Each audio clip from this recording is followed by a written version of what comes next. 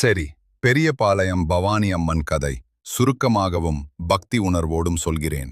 பெரியபாளையம் பவானி அம்மன் கதை. பல நூறு ஆண்டுகளுக்கு முன்பு இன்றைய பெரியபாளையம் எனப்படும் இந்த பகுதி அடர்ந்த காடுகளாலும் கொடிய கள்வர்களாலும் சூழப்பட்டிருந்தது. அந்த இடத்தில் மக்கள் நிம்மதியின்றி வாழ்ந்து வந்தார்கள். அப்போது அநீதியும் அக்கிரமமும் உச்சத்தில் இருந்த சமயம் அம்மன் பவானி சக்தி வடிவில் மக்களை காக்க முடிவு செய்தாள். ஒரு நாள் அந்த பகுதியில் வாழ்ந்த ஒரு ஏழை முதியவரின் கனவில் ஒளிமயமான தேவியாக பவானி அம்மன் தோன்றினாள். இந்த இடத்தில் நான் குடிகொள்ள வேண்டும், அநீதியை அழித்து நீதியை நிலைநாட்டுவேன் என்று கூறினாள். அடுத்த நாள் அந்த இடத்தில் ஒரு சுயம்பு சக்தி தோன்றியது. அதைச் சுற்றி அற்புதங்கள் நிகழ ஆரம்பிகள் குணமடைந்தனர். கள்வர்களின் கொடுமை அழிந்தது.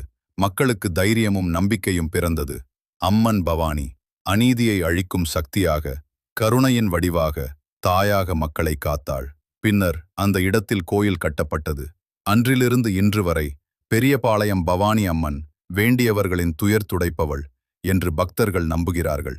இன்றும் அம்மனை மனதார வேண்டினால் துணிவும் தீர்வும் தருவாள் என்பது மக்கள்